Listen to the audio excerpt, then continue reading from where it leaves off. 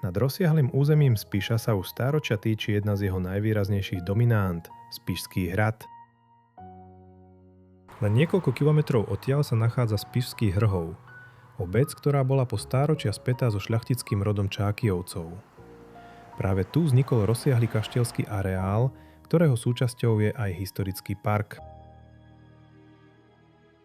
Park bol od počiatku neoddeliteľnou súčasťou šľachtického sídla.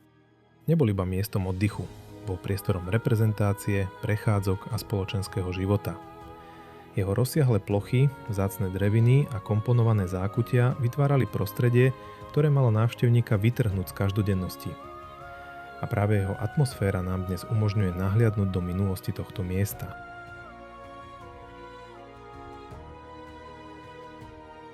Po prechode parkom sa pred nami postupne objavuje samotný kaštiel. Stavba, ktorá bola po 10 ročia centrom života šľachtického rodu Čákyovcov a zároveň prirodzeným srdcom celého areálu. Jeho dnešná podoba v sebe ukrýva stopy viacerých období a stavebných úprav. Pri pohľade na fasádu si môžeme všimnúť množstvo detailov, ktoré odkazujú na reprezentatívny charakter sídla. Kaštiel však nebol iba miestom bývania. Bol priestorom, v ktorom sa odohrával každodenný život jeho obyvateľov, prijímali sa návštevy a vytváralo spoločenské zázemie šľachtickej rodiny. Keď prekročíme jeho prach, vonkajší svet parku zostáva za nami a dostávame sa do úplne iného priestoru. Interiér kaštieľa nám umožňuje predstaviť si, ako mohli vyzerať priestory, v ktorých sa kedysi odohrával život jeho obyvateľov. Chodby, miestnosti a architektonické detaily dnes pôsobia ako tichí svedkovia minulosti. Každý priestor má pritom svoju vlastnú atmosféru a medzi nimi nájdeme aj miesto, ktoré malo v živote kaštieľa osobitné postavenie – kaponku svätej Anny. Jej prítomnosť pripomína, že šľachtické sídla neboli iba obytnými a reprezentatívnymi priestormi. Súčasťou ich života bola aj viera a duchovný rozmer.